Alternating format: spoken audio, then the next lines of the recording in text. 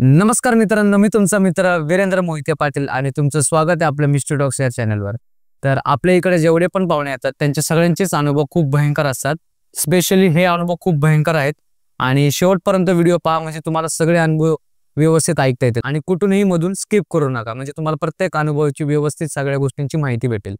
तर चला आता आपण सुरुवात करूयात आणि सरांसोबत घडलेले अनुभव ऐकूयात. नमस्कार सर. नमस्कार. काय आपलं नाव? माझं नाव सुहास पवार. बरं. मी राहायला उरुळी कांचनला. आणि मूळ गाव? माझं मूळ गाव सोलापूरच्या अलीकडं माढा तालुका. बर. प्रॉम्पर गाव देखील तेच आहे. ओके. आणि आता काय करता सर सध्या तुम्ही? मी स्वतः ॲज अ वर्किंग प्रोफेशनल म्हणून सिव्हिल इंजिनियर आहे आणि मी हडपसरमध्ये मगरपट्टा इथे सिनियर इंजिनियर म्हणून काम करतो. किती अनुभव तुमच्या बरोबर घडले?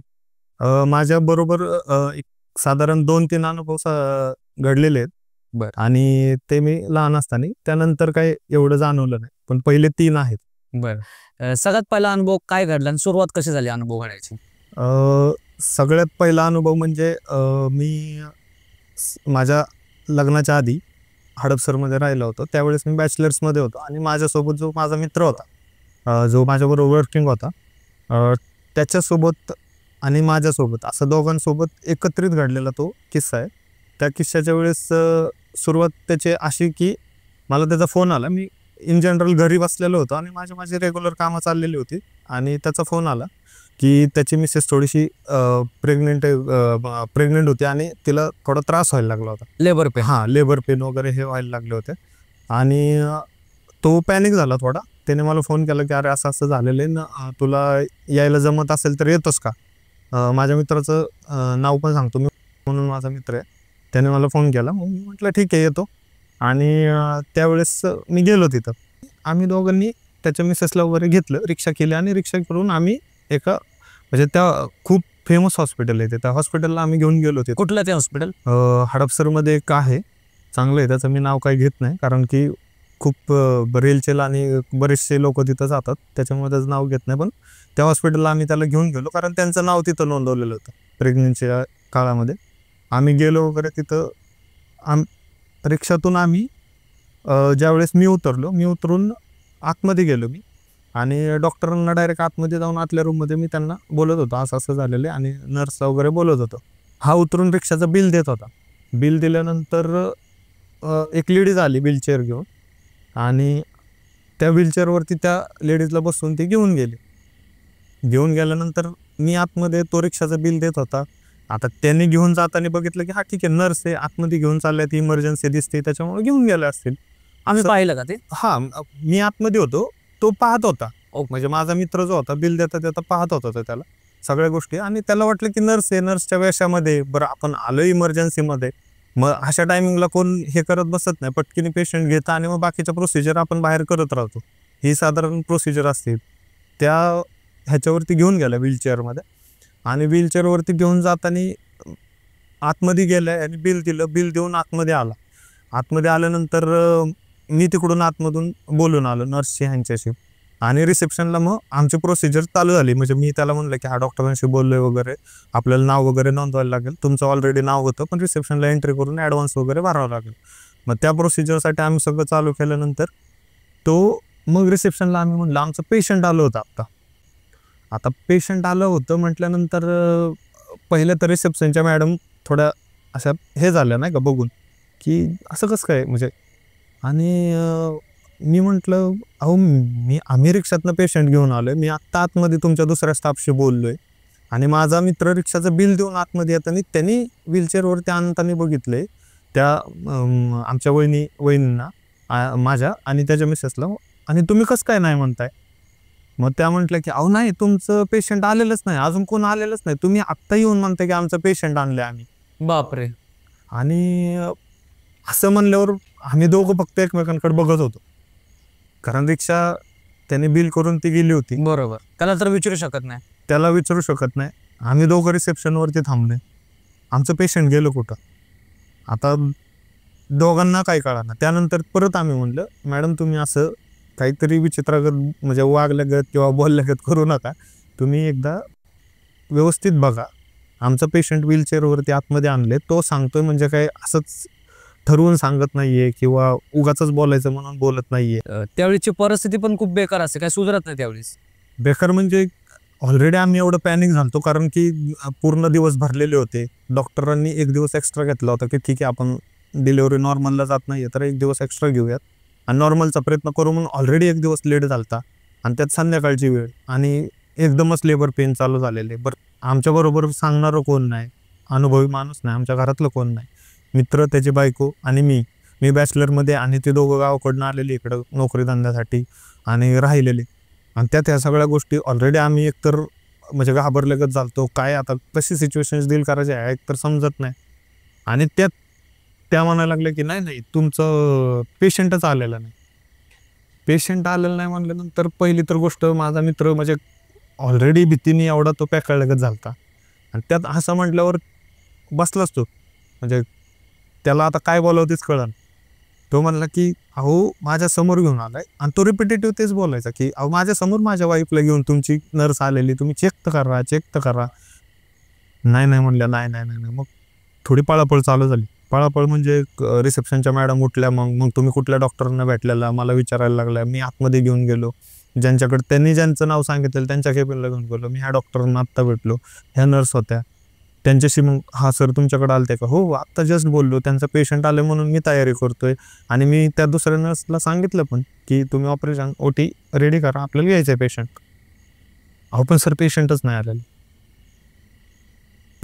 आलेलं. ही एवढी आतमध्ये त्या ह्याच्यामध्ये त्यांची पळापळण चर्चन असं त्यांच्यात चालू झालं की पहिले 10-15-20 मिनटं आम्हा दोघांनाही काही समजत नव्हतं.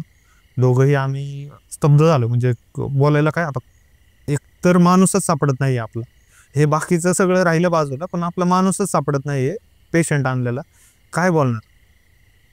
मग त्यानंतर थोडं भीती वाटायला लागली की अरे काय झालेलं असू शकतं आणि कसं काय आणि आता काय. मग एक थोड्या काळानंतर आता आपल्याला धाडसी म्हणण्यापेक्षा आपण थोडा धीर घेतला, स्वतःला थोडं शांत झालो आणि मग डॉक्टरांना जाऊन रीतसर विचारलं तुम्ही आमच्यापासून काही लपवू शकत नाही आणि लपवत असाल तर आम्ही रीतसर कंप्लेंट करणार आहे, आम्हाला काही सांगू नका वगैरे.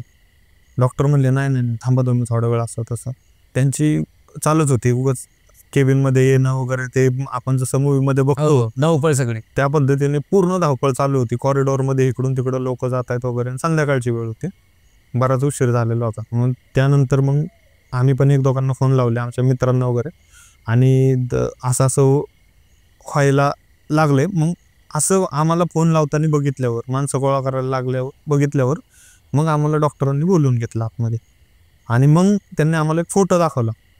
फोन काढला त्या नर्सने आणि फोटो दाखवला की ह्या म्हणजे त्या फोटोतल्या लेडीज व्हीलचेअरवरती तुमच्या जो पर्सन किंवा तुमची जी पेशंट आणलं होतं त्यांना घेऊन जाणारी ही व्यक्ती होती का, असं म्हटल्यानंतर मग माझा मित्र म्हणला हो ह्याच होता. ह्यांनीच रिक्षातनं त्यांना घेतलं आणि व्हीलचेअरवरती घेऊन आल्यात, ह्याच होत्या, एक्झॅक्ट ह्याच होत्या. आता त्याच्यानंतर परत त्यांचे 10-15 मिनटं पळापळ चालू झाली.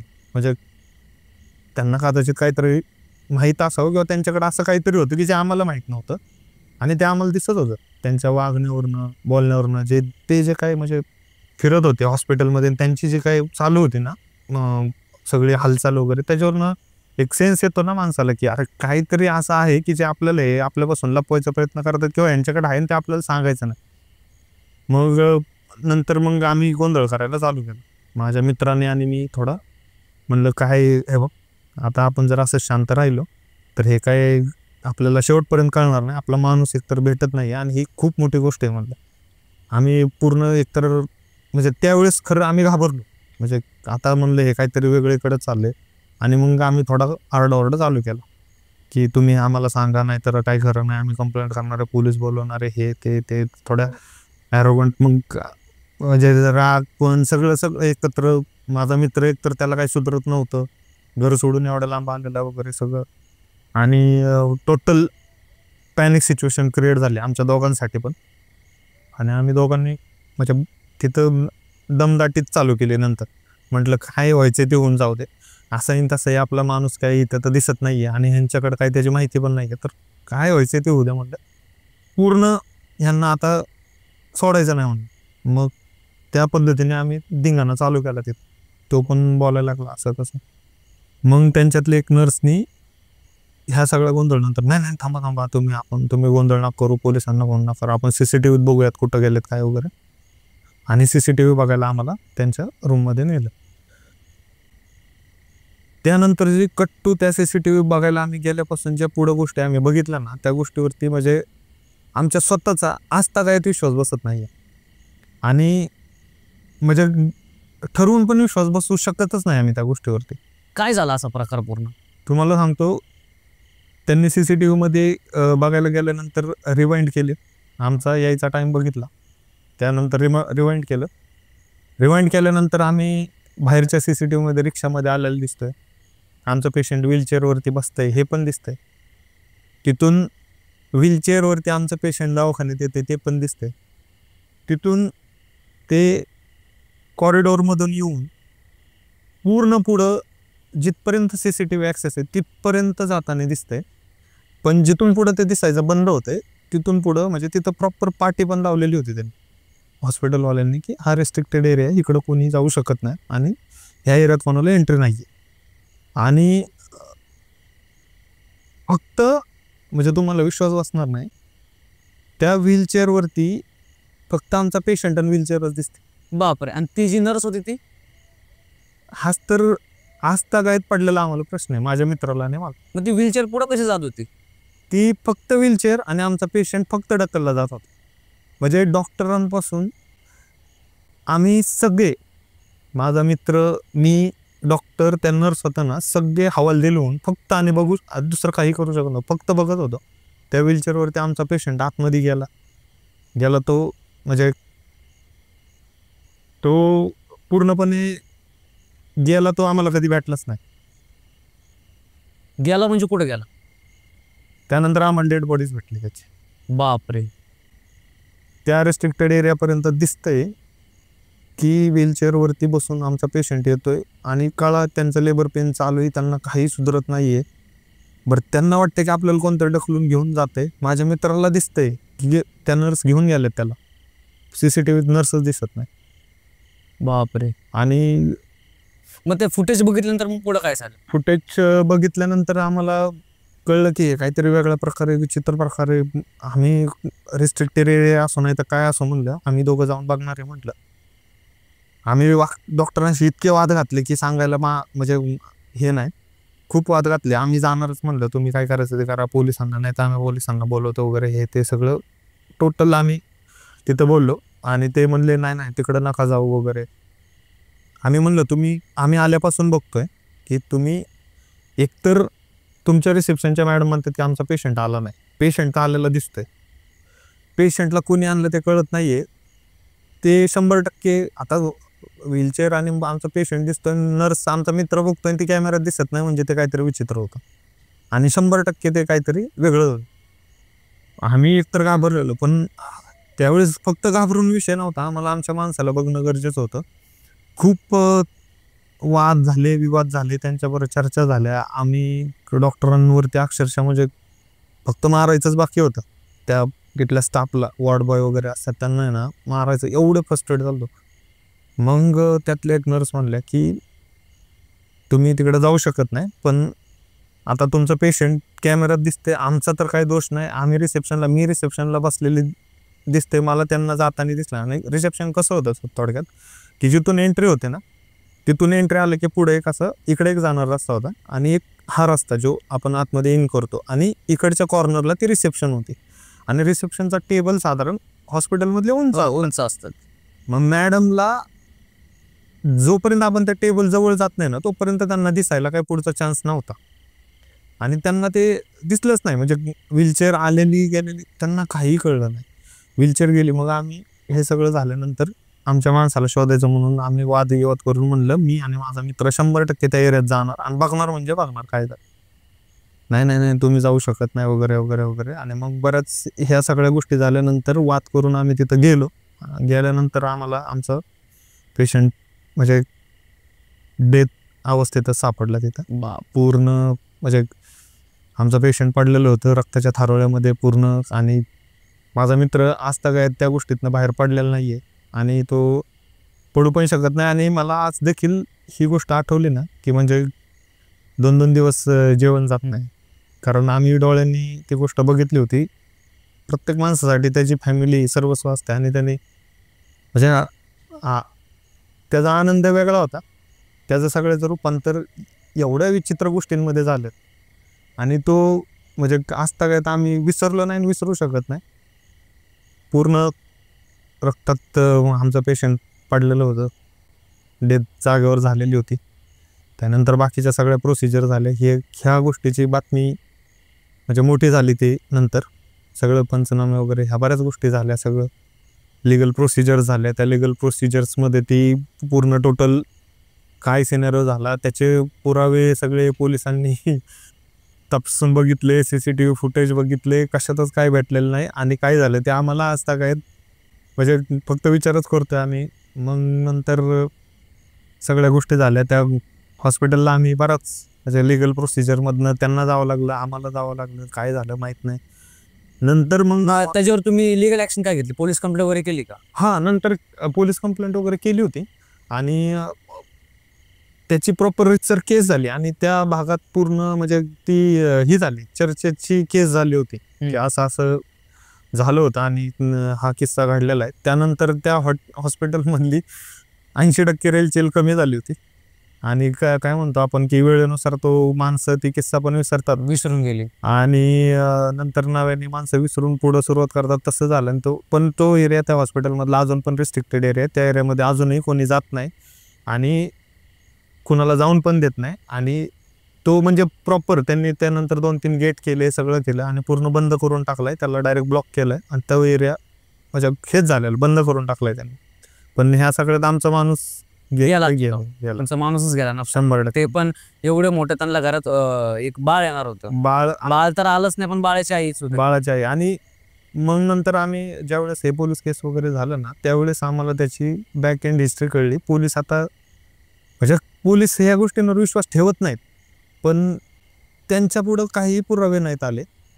त्यामुळं त्यांना म्हणजे त्यांना विश्वास अजून पण नाहीये पोलिसांना की असं काहीतरी घडलंय. CCTV पण त्यांच्याकडे पुरावे पण नाहीयेत काय की ज्यावरून सिद्ध होऊ शकतं की हा माणूस नेमका कशामुळे डेड झाला किंवा गेला कुठं.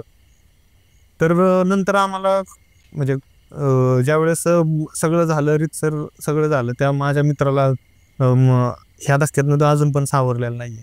तो पूर्ण टोटल म्हणजे हेच झालाय. आणि दुसरं लग्न हा प्रकार तर नाहीच. म्हणजे त्यांनी तो विचार पण नाही. आणि ते कसं करू शकतो काय आणि कोण. मी स्वतः तो किस्सा बघितलाय तर मला काही गोष्टींवरती माझं मन लागत नाही आजता काय. आणि त्यांनी तर ह्या गोष्टी विसरून पुढे जाणं खूप खूप कठीण गोष्ट आहे. तो माणूस फक्त आता जगतोय. त्याच्या आयुष्यात रस, आनंद हा प्रकार काय राहिलेला नाही. तो जगतो. आम्ही आहोत. मी तर त्याच्याबरोबर आहे. अजून आमचे मित्र आहेत म्हणून तो फक्त आहे. आता सगळ्या गोष्टीतनं बाहेर पडण्याचा प्रयत्न करतोय वगैरे. पण नाही पडू शकत आता. पडू शकत कसं पडेल? मी सुद्धा पडू शकलो नसतो किंवा कोण पडेल? तुम्ही पडू शकत नाही. कोणीही नाही पडू शकत या गोष्टीतनं बाहेर. बरं. आणि मग ते कळलं का ती जी बाई होती ती कोण होती? ते कळलं म्हणजे हॉस्पिटलवाले काही सांगतच नव्हते शेवटपर्यंत. आणि माझ्या मित्राचा एकच हट्ट होता की कळलं पाहिजे नेमकं झालं काय.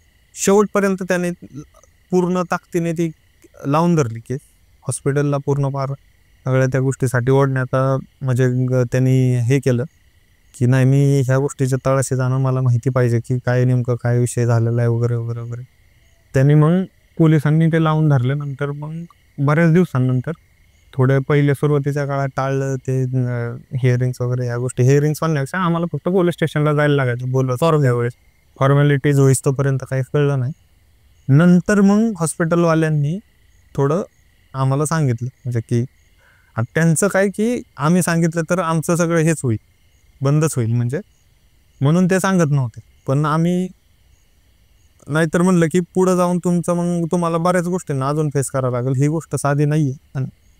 मग त्यानंतर मग त्यांनी आम्हाला पुढं जाऊन बऱ्याच दिवसांनंतर थोडं अजून वातावरण शांत, आम्ही आमच्या एंडला सारखं हे करून त्या सरकारी प्रोसिजरमध्ये वैतागून थोडं बॅक एंडला येतोय असं वाटलं ना की शांत होतं आता वातावरण. आणि आजूबाजूची लोक पण त्यातनं शांत होत आहेत हे कळल्यानंतर मग त्यांनी आम्हाला एकदा बोलून रितसर घेतलं, पोलिसांनी घेतलं. आम्ही तिथं बसलो. मग त्यांनी त्यावेळेस आम्हाला सांगितलं की तिथे एक नर्स होती, त्या नर्सची मुलगी प्रेग्नन्सीला तिच्याकडे आली होती माहेराला, आणि प्रेग्नन्सीला तिचं तिथं नाव नोंदवलेलं होतं. आणि ती ज्यावेळेस तिथं आली, तिच्या डिलिव्हरीच्या वेळेस तिचा तिथं जीव घेतला. कोणाचा? त्या नर्सचा? त्या नर्सच्या मुलीचा. अच्छा. डिलिव्हरीच्या काळामध्ये म्हणजे लेबर पेन ह्या पिरियडमध्येच तिचा जीव गेला होता. आणि त्यात ते बाळ पण काहीतरी दगावलं होतं. त्यामुळं त्याचा दसका घेऊन त्या नर्सने तिथं काहीतरी सुसाईड अटेम्प्ट केला होता. अच्छा. आणि तिथून पुढं ती नर्स, असं कोण पेशंट आलं एका ठराविक पिरियडमध्ये, तिचा तो काही झोन असतो म्हणतात, वेळ काळ, आणि त्या एंटिटीचं किंवा त्या गोष्टी ज्या असतात की ती जी गोष्ट व्हायची किंवा त्यांचा जो आपल्याला जाणवतो की ह्या वेळेमध्ये बाबा इथं काहीतरी विचित्र आहे, त्या पिरियडमध्ये जर असं काही पेशंट आलं ना की त्याचा तो बरोबर पद्धतशीर म्हणजे त्याचा शेवटच करायची तिथं. आणि त्यानंतर असं झालं की तो भाग त्या हॉस्पिटलने पूर्ण बंद केला आणि त्यांचं ते रिसेप्शन बदललं, एंट्री बदलली, त्यांचं मेन गेट दुसरीकडनं केलं. आणि आता म्हणजे त्या भागात जातच नाही.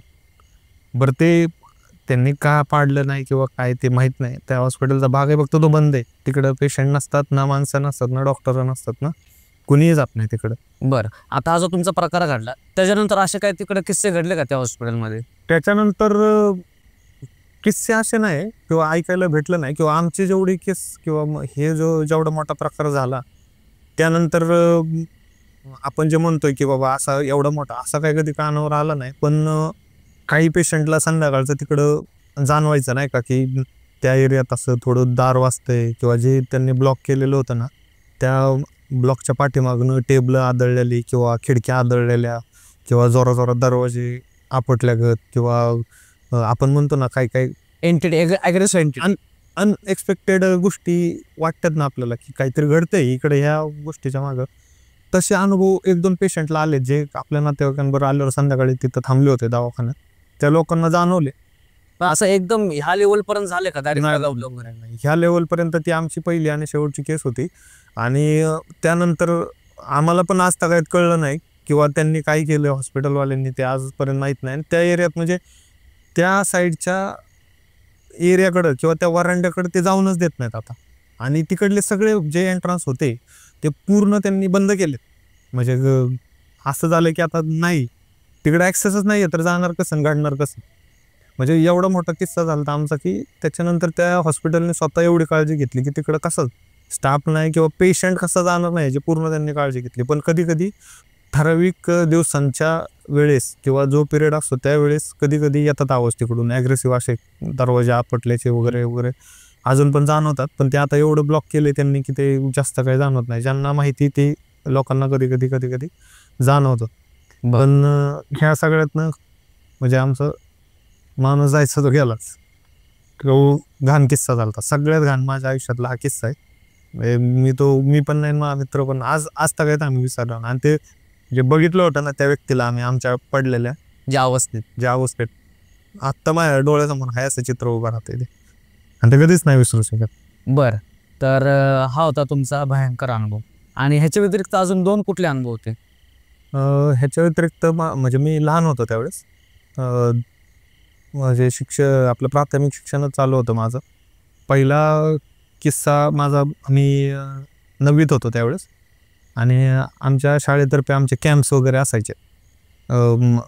एक वर्षातनं आमचा एक 15 दिवसाचा कॅम्प वगैरे असायचा. त्या कॅम्पसाठी आम्ही आमची शाळा सोडून तेवढा आमचा जो एक ग्रुप असायचा 40 जणांचा, तो ग्रुप आम्ही कॅम्पसाठी जिथं आमचं कॅम्पचं लोकेशन असेल तिकडं आम्ही जायचो. आणि ह्याच्या आधी पण आमचे भरपूर कॅम्प तिकडे झालेले होते आमच्या शाळेतनं. प्रत्येक वर्षी तिथं कॅम्पसाठी लोक किंवा आमची मुलं जायचे. आमचे जे आधीची जी बॅच असेल सिनियर बॅच ती जायची. तसंच आमची पण बॅच त्या वर्षी मी 9वीला असताना आमची बॅच गेली होती. आणि ज्यावेळेस आम्ही तिकडं कॅम्पला गेलो त्यावेळेस आम्ही दुपारून निघलो शाळेतून, आणि संध्याकाळ आम्हाला साधारण तिथं पोहोचायला संध्याकाळ झाली. आणि लहान एकतर बाहेर जास्त पडलेलं नाही. बरं पडलो तर आम्हाला एवढं काही ॲड्रेसेस वगैरे या गोष्टींचा काही हेच नाही. आम्ही संध्याकाळी साधारण 7:30-8च्या आसपास तिथं पोहोचलो आमच्या कॅम्प लोकेशनला. आणि लिटरली तिथं उतरल्यानंतर आमची अशी अवस्था होती की आम्ही कुठं आलोय आम्हाला माहीतच नव्हतं. कारण आजूबाजूला एकदम म्हणजे पूर्ण काळोख आणि फक्त कॅम्प पुरते, आमचे जेवढा कॅम्प होता तेवढाच लाईट्स. बाजूला तुम्ही कॅम्पच्या भिंतीतून वरती डोंगराकडं म्हणजे बघितलं तर तुम्हाला लाईट दिसणार नाही आजूबाजूला कुठं, किंवा कुठं साधा वॉच टॉवर किंवा एखादा उंच टॉवरची लाईट तरी दिसते आपल्याला, मोबाईल टॉवर, असं काही नाही. फक्त कॅम्पचे कंपाऊंड वॉलवरती वॉच टॉवर आणि वॉच टॉवरच्या तेवढं लाईट दिसायच्या चारी बाजूला आणि इंटरनल पार्ट, दॅट्स इट. त्याच्यापेक्षा म्हणजे त्या व्यतिरिक्त काहीच नाही. आम्ही संध्याकाळी गेलो, आमचं जेवण गेल्यावर आम्ही फ्रेश वगैरे होऊन आमचं लगेच जेवण होतं. पहिलं जेवण वगैरे झालं आणि आम्ही त्या रात्री झोपून गेलो. मग सकाळी ज्यावेळेस आम्हाला त्या रात्री संध्याकाळी गेल्यावर आमच्या बॅरकमध्ये कॅम्पचे सगळे रूल वगैरे सांगण्यात आले की तुम्हाला इथून पुढं 15 दिवस काय काय करायचं आहे, तुमच्या ॲक्टिव्हिटीज काय काय असतील आणि तुमचं शेड्यूल कसं असेल, हे सगळं आम्हाला सांगण्यात आलं. त्यानंतर मग आम्ही सकाळी उठलो. आमचा कॉल टाईम असायचा 4 वाजता सकाळी. आम्हाला 4ला उठायला लागायचा. आंघोळी वगैरे सगळं करून त्यानंतर बरं तिथं काय म्हणजे तो कॅम्प असा असायचा की भविष्यातले तुमचे सोल्जर तयार करताय तुम्ही, ह्या पद्धतीने सगळे प्रोसिजर. आम्हाला 4 वाजता उठून थंड पाण्याने आंघोळ वगैरे, ह्या सगळं थंड पाण्याने आंघोळ करून यायची. त्यानंतर मग तुमचा नाश्ता जो काय असेल तो नाश्त्याला तुम्हाला खायला जेवढं पाहिजे तेवढं खायला मिळणार, जेवढा चहा प्यायचा आहे तेवढा चहा, साखर नाही, खायला मीठ नाही, असे ती प्रोसिजर. नंतर तुमचं 5 वाजता आमचे पीटी परेड व्हायचे. पीटी परेड साधारण चालायचे 7:30 किंवा 7 7 वाजता ब्रेक झाला की परत जायचं आणि परत आम्हाला म्हणजे एक हे असायचं, छोटा मील असायचं. त्याच्यात तुमचं म्हणजे एवढं थकल्यानंतर मुलांना काहीतरी प्रोटीन इनटेक खावं म्हणून एक थोडं एनर्जीसाठी असायचं. तेवढं करून मग नंतर आम्ही 9 वाजता पूर्ण रेडी व्हायचो. आम्ही आमच्या सगळा जो काही तो कॅम्पचा अटायर असायचा त्याच्यामध्ये ते सगळं करून आम्ही आमच्या पुढं ज्या हे असायच्या ड्रिल्स वगैरे असायच्या बऱ्याचशा, त्या प्रॅक्टिसला जायचो आम्ही. ते चालायचं 12 12 नंतर लेक्चर्स असायचे की दुपारनं आमचे थेरॉटिकल लेक्चर्स 3 चालायचे. 3 वाजता परत एक ब्रेक चहाचा, 4चा ब्रेक आणि त्यानंतर परत पीटी परेड. हे आमचं दिवसाचं शेड्यूल. आणि संध्याकाळी जेवण व्हायचं आमचं 8 वाजता. 8 वाजता जेवण झाल्यानंतर आम्हाला हार्डली दिला जायचा एक अर्ध्या तासाचा ब्रेक किंवा 1 तासाचा ब्रेक दिला जायचा. 1 तासाच्या ब्रेकनंतर एक 40मध्ये आमच्यात 2 किंवा 3 लोकांचे माझ्या मते 2 किंवा 3 लोक घ्यायचे, पण मॅक्झिमम 2 असायचे. 2 लोकांचे बॉन्ड तयार करायचे की ते आपण ठरवायचं ट्रूपमध्ये की माझ्याबरोबर कोण असेल किंवा ज्याची चांगली मैत्री ज्याच्याबरोबर त्याला घ्यायचं. सगळे क्लासमेटच होतो आम्ही शाळेत, सगळे मित्रच असं होतं. मग ते आमच्यात 2 जणांचे ग्रुप करून आम्हाला एक शेड्यूल दिलेलं असायचं की भाऊ आज संध्याकाळी तुझा पेट्रोलिंग एक प्रकार असतो की आपला जो ट्रूप आहे आणि जिथं राहतोय त्या ट्रूपचं संध्याकाळी म्हणजे संरक्षण आपण कसं करतो, तुम्ही बघितलं असेल आर्मीमध्ये वगैरे की बॅरेकमध्ये 2 जण आराम करतात तर 2 जण फ्रंटियरला आपल्या बॅरेकचं हे करतात सेवेवरती.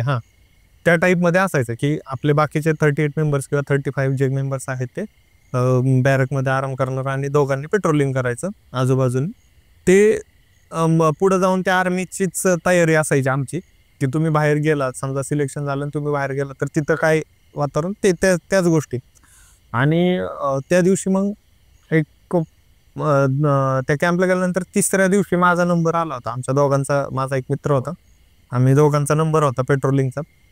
त्या दिवशी आम्ही पेट्रोलिंग वगैरे केलं आणि तो पेट्रोलिंगचा पिरियड असायचा संध्याकाळी 9 ते सकाळी 3 वाजेपर्यंत. आणि ज्यांनी पेट्रोलिंग केले त्यांना 3 ते 8 वाजेपर्यंत झोपण्याची त्या दिवशीची मुभा असायची. आणि 8 वाजता उठून तुम्ही परत 9चा जो ड्रिलचा सेशन असायचा त्याला तुम्ही जॉईन करू शकत होता, अशी ती सिस्टीम होती. पहिल्या वेळेस आम्ही पेट्रोलिंग केलं, काही नाही, मस्त. आणि त्यावेळेस एक असतं ना की मला आपण नवीन ठिकाणी आलो, एक्सप्लोर करायचंय, रात्रीचं फिरायचंय, कॅम्प बघायला भेटतो. बरं रात्री काय व्हायचं, अंगातली मस्ती. राईट, अंगातली मस्ती बनला ना तरी चालेल आमचे. आणि आम्ही मित्र म्हणजे असे की सगळे उद्योगपती त्यावेळेसचे. मग आम्ही संध्याकाळचं की कॅम्पमध्ये ह्याला भीती दाखव, त्याला दाखव, हे जो आपल्याला असेल त्याला त्रास दे, या गोष्टी करण्यासाठी आम्हाला पेट्रोलिंग करायचं असायचं खरं तर. आणि माझा मित्र आणि मी पहिल्या वेळेस केलं, काय नाही, मस्त 2 दिवस केले. परत सरांना आम्ही रिक्वेस्ट केली की सर आम्हाला पेट्रोलिंग करायचं आहे, आम्हाला आवडतंय ते. पेट्रोलिंग करण्यामागचं कारण एक होतं की पेट्रोलिंग जो रेग्युलरली करण त्याला त्यावेळेस आर्मीचे रेनकोट्स भेटायचे, आर्मी टाईप कलरमध्ये वगैरे. त्या रेनकोटचं आम्हाला अट्रॅक्शन की हा आपल्याला पाहिजे, पेट्रोलिंग जेवढं जास्त करेल ना तेवढं आपल्याला भेटेल, तो पुढं जाऊन जेव्हा शेवटी कार्यक्रमाचा त्यात भेटेल, ह्या आशेवरती आम्ही पेट्रोलिंगला परत एकदा नाव दिलं. सरांना खूप रिक्वेस्ट, नाही आम्हाला करायचं सर, खूप मजा येते, असं तसं, हा अनुभव परत भेटणार नाही. लहान लहान होतो पण सरांचं चांगलं बॉन्डिंग होतं आमचे, आम्ही शाळेत पण रेग्युलर. सर म्हणले ठीक आहे तुमचं नाव मी परत देतो. त्यांनी आम्हाला परत 2 दिवसांनी चान्स दिला. त्या 2 दिवसांनी चान्स दिल्यानंतर एक प्रोसिजर काय असायची, बॅरेक होता असं आमचा, आणि बॅरेकच्या आजूबाजूने वॉकिंग हे होते, ट्रॅक होते, आणि सगळे बॅरेक्स त्या वॉकिंग ट्रॅकच्या आतमध्ये अशा लाईनने उभे उभे उभे हॉस्टेल टाईप कसं असतं त्या टाईपमध्ये बॅरेक्स होते. 2 मजले असायचे, खाली एक वरती एक, आणि 2 मजल्यात भाग असायचे. एका साईडला दुसरी शाळा, एका साईडला दुसऱ्या शाळेची 40चा ट्रूप असं, आणि बरंच लांब होतं ते. अशी ती राहायची व्यवस्था होती. त्याच्यामध्ये तुम्हाला सांगतो, मग पेट्रोलिंगला आम्ही जेवण वगैरे केलं, संध्याकाळी उतरलो. आणि दुसरी एक क्रेज होती त्यावेळेस पेट्रोलिंगला आमच्याकडं, आम्हाला त्या एक केन नावाचा प्रकार असतो त्या ह्याच्यामध्ये. केन म्हणजे वेताची काठी आणि त्याच्या मागे असा गोल लोखंडी गट्टू असतो, आणि तो आर्मीमध्ये तुम्ही बघितलं असेल, मोठे मोठे जनरल्स वगैरे असतात, आणि त्यांचा ज्यावेळेस कुठं सत्कार किंवा मेडल वगैरे भेटणार असेल त्यावेळेस त्यांच्याकडे ती केन असते, तसा असायचा. आणि ते पेट्रोलिंगच्या वेळेस आम्हाला द्यायचे, आणि त्याचं अट्रॅक्शन आम्हाला लहानपणापासून, जेव्हापासून आम्ही ते जॉईन केलं मग ते द्यायचे. त्याच्यासाठी मग झालं ते करून आम्ही घेतलं सगळं, आमचं ड्रेस कोड वगैरे केला, खाली गेलो ते घेऊन, पहिला राऊंड मारला. बरं, राऊंडची प्रोसिजर कशी असायची, आमचा इकडे बॅरेक होता ना, तर त्या वॉकिंग राऊंड याच्यावरनं ट्रॅकवरनं पुढं खालीपर्यंत गेलं ना, की एक 500 ते 600 मीटरवरती वॉच टॉवर होता. त्या वॉच टॉवरपर्यंत जायचं किंवा तिथून थोडं पुढं जाऊन आपलं राऊंड मारून माघारी यायचं. बरं, तिथून इकडल्या साईडला पण तसंच, जे कंटिन्यू करायचं. हा, आणि हे रात्रभर तुम्ही करायचं. बरं, तुम्हाला तिथं बोर झालं किंवा तिथं कंटाळा आलाय तर तुम्ही एक मधनं रोड होता, दोन्ही साईडला बॅरेक्स इकडे इकडं, आणि मधनं खालीपर्यंत मेन गेटपर्यंत एक रोड, आणि प्रत्येक साईडला असे फाटे फुटून हे केलेलं होतं, म्हणजे क्वार्टर्स कसे असतात त्या टाईपमध्ये होते. आणि मग आम्ही काय करायचो, त्या वॉच टॉवरपासून इकडल्या वॉच टॉवरपर्यंत राऊंड मारायचो. आमचा बॅरेक आतमध्ये होता, आणि बॅरेक जवळ आलं की ती जी केन असायची किंवा ती जी काठी असायची ती आपटायची जोरात, म्हणजे लोकांना कळायचं की, किंवा आमच्या सरांना म्हणा, किंवा आमच्या तिथं जो आमचे हे असायचे शिकवणारे आम्हाला, हे आता त्यांना मी मेजर म्हणतो, मेजर टाईप असायचे की जे आमचं सगळं करून घ्यायचं. ते त्यांना कळायचं की हे आहे, किंवा वॉच टॉवरला पण सिग्नल लायचं की हां, ही आज जागी पेट्रोलिंग करतायत, त्या साईडला काय राऊंड मारायची गरज नाही, असं ती सिस्टीम होती. मग पहिल्या वेळेस एक राऊंड झाला, मग आम्ही त्या मधल्या रोडवरती जाऊन गेटकडे जाऊन आलो. मग त्यानंतर आमच्या अंगातले किडे जागे झाले. आम्ही थोडं म्हणलं आता काहीतरी करू बाबा, लय बोर व्हायला लागले, आपण काहीतरी करायला पाहिजे, दंगा थोडा झाला पाहिजे. मग 1-2 आम्ही किस्से केले की बाबा दगड उचल, दुसऱ्या बॅरेकवरती टाक, पोरांना भीती दाखव, तिथं जाऊन कसला तरी आवाज काढ, ह्या 1-2 गोष्टी केल्या. थोडंसं आम्हाला थोडं, मग आम्ही थोडं ह्याच्यात आलो, आणि ते कळायच्या आधी आम्ही परत आमच्या बाजूला गेलो, आणि तिथं आमच्या बॅरेकला आपलं पेट्रोलिंग करायला चालू केलं. हे मी गोष्ट सांगतो 2009 सालची. मी 2009ला 9वीला होतो. 2 राऊंड मारले. 3रा राऊंडला आम्ही दोघं चालत आलो, आणि तो माझा मित्र तिथून पुढं चालत पुढच्या वॉच टॉवरपर्यंत गेला, आणि त्या वॉच टॉवरकडे गेल्यावर खालनं जो दुसऱ्या शाळेचा एक मित्र आलता, आणि तो त्याचा मित्र चालतात, तो त्याच्याशी बोलत उभा राहिला तिकडल्या वॉच टॉवर जाऊ, आणि मी मागच तिकडे थांबलेलो. मी त्याला म्हणलं हा ठीक आहे, तू पुढं जाऊन राऊंड मारून ये, मी इथं थांबतो, इथनं आपण माघारी जाऊ. बराच वेळ थांबलो. तो काय इकडून लवकर येत नव्हता, त्याचं बोलत होतं. मी थांबलो होतो. थांबल्यानंतर मला माझ्या मागच्या साईडला एक असं गेट टाईप होतं, त्या गेटपासून असं काटे आदळल्यागत आवाज आला. काटे आदळल्यागत आवाज आला की मी थोडं दबकलो की बाबा काय, इतक्या वेळ नव्हता कोण, आवाज नव्हता. बरं, मला दिसतोय मित्र तिकडं थांबलं, त्यामुळे त्यांनी पण काटे आपटलेले नाहीये. बरं, आमच्या बॅरेककडं दुसऱ्या शाळेच्या विद्यार्थ्याचा याचा काही संबंध नाही, आपल्या शाळेच्या बॅरेकच्या आजूबाजूलाच राहायचं हे काम होतं. मग हा कसं काय आवाज कुठनं येतोय म्हणून मी थोडं पुढं सरकलो की बाबा बघूयात काय आहे नेमकं, काय कशाचा आवाज आहे काय. आणि माझी म्हणजे जसं जसं मी पुढे जाईन ना तसं तसं मला एक तिथं व्यक्ती बसलेला दिसतोय की लांबनं जाणवते की तिथं कोणतरी बसले. आता माझं धाडस आहे ना पहिली गोष्ट त्याच्यापाशी जायचं, कारण की एकतर लहान, इतक्या वेळ कोण नाही ना आत्ता माणूस दिसायला लागलाय, हे कसं काय होऊ शकतं हा मला प्रश्न पडलेला. बरं त्याला जसं बघल तसं मला भीती वाटायला लागली. आणि भीती म्हणजे अक्षरशः की अरे कोण आहे कोण आहे असं करत करत मी तिथपर्यंत गेलो, त्याला बघितलं की बाबा कोण बसले कोण बसले. त्याने परत 2 वेळा काठी आपटली. काठी आपटली की म्हणलं हे बघणं काम आहे आपलं. आणि भीती पण वाटायची, लहान पण होतो. आणि त्यावेळेस एक असतं ना की लहान आहे, आपल्याला सांगितलेलं काम आपण केलंच पाहिजे, आपली जबाबदारी आहे, तो एक वेगळा भाग. त्याच्या ह्याने मी गेलो आणि त्याला म्हणलं, म्हणजे लांब थांबून असं बोललो की हो कोण आहे तुम्ही किंवा काय करता इकडं. तर त्यांनी काठी वाजवली, आणखीन 2-3 वेळा काठी वाजवली. मी परत त्याला प्रश्न विचारला, अहो तुम्ही कोण आहे, इकडं काय करताय, तुमचं काय म्हणजे काम काय आहे, तुम्ही इतका वेळ नव्हता दिसत, आत्ता कसं काय. मग तो म्हणला बाळा तू जा इथून. आता जा इथून म्हणलं. बरं त्याने एकदम नॉर्मल उत्तर दिल्यामुळं मग मला जरा थोडं हे आलं, बळ आलं. बरं. नाही नाही म्हणलं आता याला विचारायचं तू. मी म्हणलं खरं खरं सांगा म्हणलं तुम्ही काय करताय किंवा तुम्ही कोण आहे, नाही तर मी हे करत. अरे बाळा तुला सांगतोय ना मी, तू इथून जा.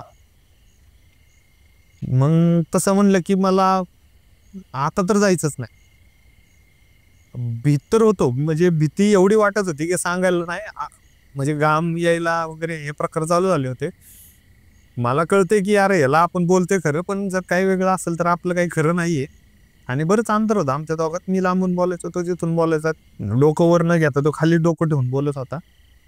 आणि कपडे वॉचमन सारखे दिसायचे, म्हणजे पूर्ण वॉचमन सारखे कपडे. आणि मला वाटलं की कोणतरी वॉचमन असं आपले हे.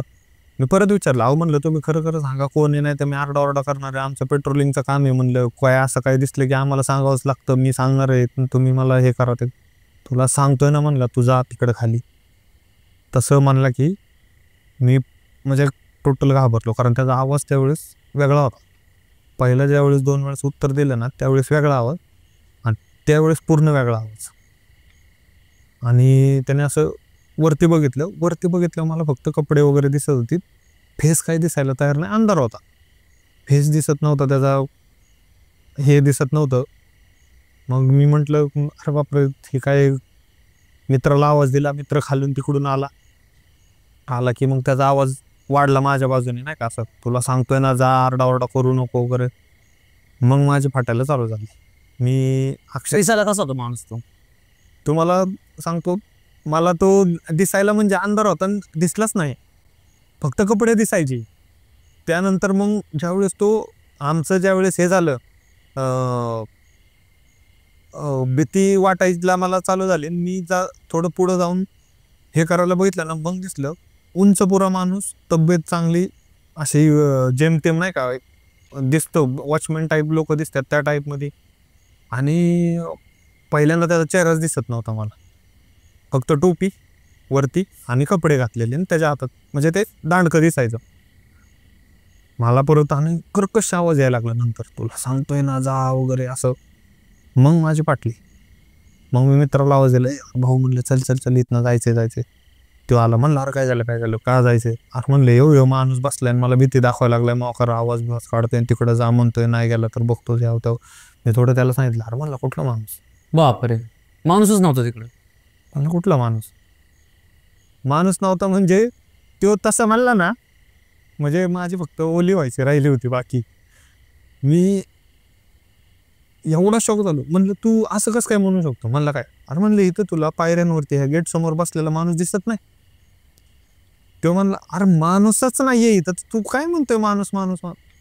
मी एवढा घाबरलो, म्हणजे मी त्याच्याजवळ गेलो, त्याचा हातात हात घेतला. म्हणलं भाऊ इथं मला दिसलेला माणूस बसलेला दिसतोय या पायरीवरती, आणि तू म्हणतोय माणूस नाहीये, तू मला भीती दाखवू नको, खरं सांग तू. मला काय वाटलं मित्र माझी मस्करी करतोय. नाही म्हणलं अरे मला कुठला माणूस काही दिसत नाही, तुलाच फक्त एकट्याला दिसतो. आणि माझी म्हणजे त्यावेळेस पूर्ण फाटून 4 झाली. आम्ही दोघं पळत सुटलो तिथून टोटल. म्हणजे तिथून पळत सुटलो, डायरेक्ट बॅरकमध्ये गेलो आणि बॅरकमध्ये कसं होतं, बॅरकमध्ये फक्त विद्यार्थी, सर दुसरीकडे क्वार्टरला होते. गेलो, झोप नाही, थरथर थरथर कापत होतो, पूर्ण घाम आलेला अंगावरती आणि तिथून पळत गेलो, धाप लागलेली. कसं तर गेलो आतमध्ये, डायरेक्ट जिथं आमचं हातरून असत तर ते ओढलं, पांघरून घेतलं आणि डायरेक्ट झोपलो. झोप लागत नव्हती, पूर्ण ओला चिंब म्हणजे घामाने पूर्ण हेच झालं होतं. आणि त्याच्यानंतर तुम्हाला सांगतो कसा तरी ती रात्र काढली मी. हा किस्सा माझ्याबरोबर झालता 12:30 ते 1च्या दरम्यान. त्यावेळेस त्याच्यानंतर हे सगळं झाल्यावर कसा तरी झोपलो. झोप तर काय आलीच नाही, घाबर. हा ह्या अंगावून त्या अंगावर. आणि मला म्हणजे नंतर भासच व्हायला लागली की बाबा येते का काय कुठून, आपण एकतर हा सगळं हे सोडून आलोय. बरं त्यावेळेस फोन बिन हा प्रकारच नव्हता. ज्यांच्याकडे होते त्यांचे पण कॅम्पमध्ये गेले, जमा करून घेतले होते. ते आम्हाला डायरेक्ट कॅम्पमधून निघताना देणार होते. तोपर्यंत फोन बिन हा प्रकार नाही, ॲक्सेसच नाही घरी, टोटल आर्मी वातावरण. आणि कसा तरी सकाळी झाली बाबा, मी झोपलेलो. मला म्हणजे मी त्यानंतर लिटरली आजारीच पडलो. आजारी म्हणजे सकाळी दरदरून ताप वगैरे, रात्रीच्या त्या भीतीमुळं माझ्या मनातले ते काही जायला तयार नाही. आणि म्हणजे सकाळी उठलो, नाश्ता वगैरे झाला, आमचे सर आले 9 वाजता. मग मी सरांना बोललो, सर माझ्याबरोबर असं झाले. सर म्हणले, अरे बाळा असं काही नसतं, तुला भाजदा वगैरे झाला असेल, हे नाही ते ना. म्हणलं नाही सर, खरंच झाले. आणि मला तो किस्सा सरांना सांगताना पण घाम येत होता. आणि एवढा मी घाबरलो होतो, म्हणजे एवढंसं माझं वय आणि हे अशा गोष्टी काढल्यावर कसं मनात ना ती गोष्ट जाणारच नाही ना, जाऊ शकत नाही. मी पूर्ण म्हणजे टोटल हेच झालो होतं. सरांना काही विश्वास बसायला तयार नाही. बरं सर विश्वास बसला तरी सर कसं काय म्हणणार, सगळे पोरं घाबरतील बाकीचे. त्यामुळे सर पण काय बोलले नाही. सरांनी मारून नेली वेळ, तू बाळा हे कर, जाऊन गोळ्या वगैरे घे, तब्येतीची काळजी घे, 2 दिवस हवा तू आराम कर, फक्त तू हे नको. म्हणलं ठीक आहे सर. मग मी परत गेलो, थोडा वेळ झोपलो. मग त्यावेळेस थोडी झोप लागली, पण मला ताप पूर्ण आलता आणि पूर्ण हातपाय गळल्यागत झालं, पूर्ण म्हणजे विकनेसच. मग सर मला आले, म्हणले दुपारी तू जा आणि गोळ्या वगैरे घेऊन ये. डिस्पेन्सरी होती कॅम्पमध्ये, मी डिस्पेन्सरीला गेलो, टॅबलेट्स वगैरे घेतल्या, इंजेक्शन घेतलं आणि आम्ही आलो. पण आमच्या त्या कॅम्पमध्ये ओळखी झाल्या ना, जाऊन आम्हाला एक 4-5 दिवस झाले होते आणि सगळ्यांबरोबर ओळखी आहे ना. आम्ही ते लहान ड्रिलला गेलं, सगळ्या सिनियरांशी बोल, कुठं ह्याच्याकडे गेलं, मेसमध्ये गेलं तर तिथल्या लोकांशी बोल, हे सगळं चालू होतं. त्यामुळे आम्हाला बऱ्यापैकी लोक ओळखायला लागले होते आणि सगळे एकमेकांना हे करायचे. नावानिशी माहीत नव्हतं, पण लोकांना हे माहीत होतं की हां, ह्या शाळेच्या ह्या ट्रूपमधनं तो हा विद्यार्थी आहे, असं यांना सगळ्यांना माहीत झालं होतं.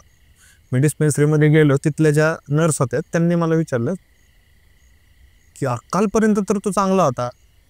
आपण ज्यावेळेस आपले पीटी परेड वगैरे सकाळी, आणि पीटी परेडला सगळे असायचे, म्हणजे तुम्ही त्या डिस्पेन्सरीमधला डॉक्टर जरी असले तरी सकाळी वॉकला वगैरे ते असायचे आणि बाकीचे मेनवाले आमच्यामध्ये प्रॅक्टिस. त्या म्हणले, अरे काल तर बाळा तो ठीक होता आणि आज कसं काय तुला एकदम अचानक ताप वगैरे आला हे ते. मी म्हणलं, अहो नाही, ताप म्हणजे पडले आजारी. आता मला सरांनी टाळल्यामुळे मला कोण सांगू वाटाना, पण भीती तर वाटत होती. मग नंतर त्यांनी मला खोजून विचारलं, काय झालं नेमकं, खरं सांग, म्हणजे तू असं कसं काय एका रात्रीत कसं काय माणूस आजारी पडू शकतो. बरं आपल्या इथं ते खाणं असं असतं कॅम्पमधलं की ज्याने तुम्ही कधीच हे होऊ शकत नाही, म्हणजे सगळं हेल्दी खाणं असतं. मग मी त्यांना सांगितलं की माझ्याबरोबर असं रात्री झालं आणि मी त्यापासून मला झोप पण नाही आणि मी तेव्हापासून मला अंगात प्राण नसल्यागत वाटतं, पूर्ण हे झाले.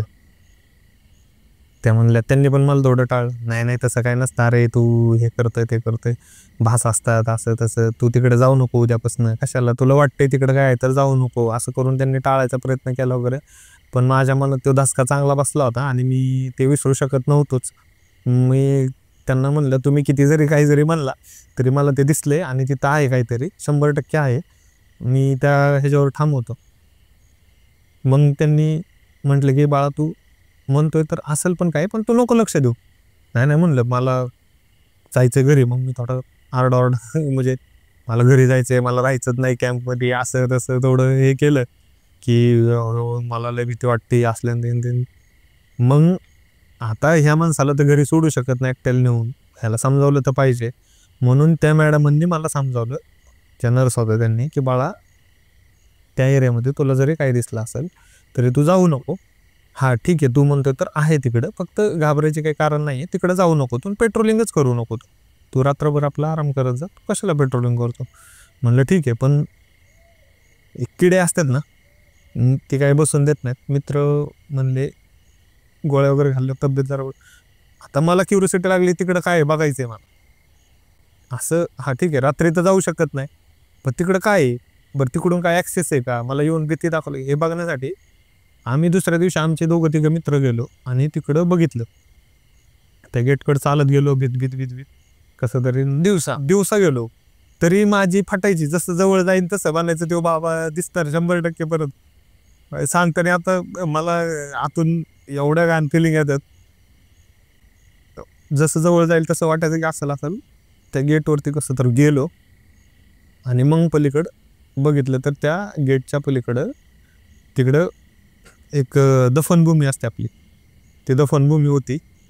आणि त्या साईडला रात्री म्हणजे पूर्ण आवाज वगैरे ते तिकडून यायचे असं तसं. पण ते आणि त्यात मेन म्हणजे तिकडे एवढं गेट असून तिकडे एक वॉच टावर पण नव्हता. म्हणजे तो का नव्हता तेव्हा आम्हाला आजता काहीच कळलं नाही, पण नव्हतं तिकडं, वॉच टावर पण नव्हता.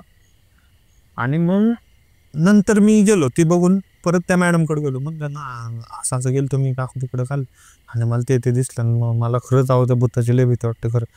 मग त्यांनी मला ते सांगितलं की असं असं बाबा तिकडं हा आहे, काय काय जणांना तुझ्या आधी पण दिसलेलं आहे. काय पण तिकडं काय होतं मी तुम्हाला म्हणजे त्यांनी मला सांगितलं की एक आपल्याकडं आधी काहीतरी सिक्युरिटी गार्ड होते त्यांच्या इथं. हा, त्यांचे त्या कॅम्प एरियामध्ये तिकडं किंवा त्या गेटच्या तिकडं ते साधारण त्यांचं ते हे असायचं तिकडून. तर ते जे वॉचमन होते त्यांचा तिकडं जाऊन हार्ट अटॅकनी मृत्यू झाला होता तिथं. अच्छा. आणि तिथं त्यांची डेट झालते ना, तर काय व्हायचं एक ठराविक. बरं, मी ज्यावेळेस माझ्याबरोबर हे घडत होतं ना त्यावेळेस मला आजूबाजूचा एकही आवाज आला नव्हता कसलाच. म्हणजे इतक्या वेळ माझ्या आजूबाजूला सगळे आवाज चालू होते, किड्यांचे वगैरे किड्यांचे ह्याचे, परत त्या आपल्या कॅम्पमधले छोटे मोठे वॉच टावरच्या कुठं काय म्हणजे काही ना काही आवाज चालू होते, खिडक्यांचे, वारा जाणवायचा पूर्ण हिल एरियामध्ये असल्यामुळं.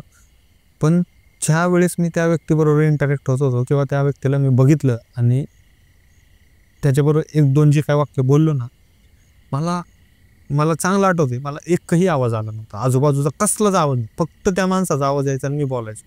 म्हणजे आपण जसं बंद रूम मध्ये बसू तसं. हो, पूर्ण पॅक बंद रूम मध्ये बसतो ना त्याप्रमाणे आवाज. माझी त्यांनी सांगितलं एवढी फाटली ना की बरं त्यांनी मग मला सांगितलं की त्या व्यक्ती कोणाला त्रास देत नाही, फक्त त्या एरियामध्ये त्याचा घाबरून गेला असेल किंवा कसाही जीव गेलता, त्याच्यामुळं कुणाला तिकडे भीती वाटू नये म्हणून तो तिथं येऊन बसायचा आणि लोकांना तिथून हाकलून द्यायचा, असं त्यांनी मला सांगितलं. आता ते लहानपणी माझं सांत्वन करण्यासाठी सांगितलं की त्यांनी खरंच ते तसंच झालेलं आहे म्हणून सांगितलं, मला माहिती नाही, पण त्यांनी मला शांत करण्यासाठी तसं सांगितलं. आणि मग त्याच्यानंतर मी पुढचे 8 दिवस कसे काढले ते माझं मला माहिती तिथं. आणि आजतागायत मी त्यानंतर परत पण आमच्या कॅम्पसाठी शेड्यूल झालं, पण मी कधीच गेलो नाही कॅम्पला. घरी वगैरे सांगितली काही गोष्ट तुम्ही? ही गोष्ट मी घरी वडिलांशी शेअर केली, पण बऱ्याच दिवसांनंतर केली. आणि माझे वडील स्वतः ड्रायव्हर आहेत पेशाने. ते ज्यावेळेस म्हणजे हे लाईट हे प्रकार नव्हते त्यावेळेस एकट्याने 20 वर्ष ड्रायव्हरकी केलेली, कदाचित त्यांना खूप अनुभव आलेले असणे किंवा बघितलं त्यांनी मला म्हणजे पूर्ण वेळात काढलं. म्हणजे कदाचित मी परत त्या गोष्टींना भिवू नाही म्हणून. वडील म्हणले अरे असं काही नसतं, मी एवढं एकटं फिरतो, मला कधी नाही काय, तुलाच काय दिसलं हे ते, असं बरंच नेऊन टाळलं. पण त्यानंतर माझ्या आईने थोडे माझ्यावर घरगुती उपचार केले. त्यानंतर मला मग नाही, मी त्यानंतर तिकडे कधी गेलो नाही, कॅम्पला पण नाही गेलो दुसऱ्या कुठल्या, आणि नाहीच म्हणजे. पण त्यानंतर मी तिथं पण आजारी पडलो होतो. मला अजून पण त्या गोष्टी कधी कधी आठवल्या ना मी घाबरतो, अजून पण घाबरतो. रात्रीचं कधी स्वप्न वगैरे टाईप पडलं की झालं. ते एवढं त्रासदायक होतं आणि लहान होतं त्यामुळं तर ते जास्तच जाणवलं होतं मला, आणखीन जाणवलं होतं. बरं. तर मित्रांनो, हे होते पवार साहेबांचे अनुभव आणि अनुभव खूप भयंकर होते. पहिला आणि दुसरा दोन्ही अनुभव खूप भयंकर होते आणि अजून एक खूप भयंकर अनुभव आहे, पण थोडा टाईमचं लिमिटेशन असल्यामुळे आपण आज इथंच थांबणार आहोत. जर तुम्हाला त्यांचा अजून एक अनुभव ऐकायचा असेल तर नक्की आम्हाला कमेंटमध्ये सांगा. आणि सरांसारखं जर तुम्हाला आपल्या पॉडकास्टवर यायचं असेल तर Google फॉर्मची लिंक आपण दिलेली आहे कमेंटमध्ये. ती नक्की तुम्ही भरा आणि आमच्यासोबत तुम्ही इथं पॉडकास्टवर बसू शकता, येऊ शकता. तुमचे अनुभव तुमच्या लोकांपर्यंत पोहोचू शकता. तर चला आता आज आपण इकडंच थांबूयात. धन्यवाद. जय हिंद, जय महाराष्ट्र.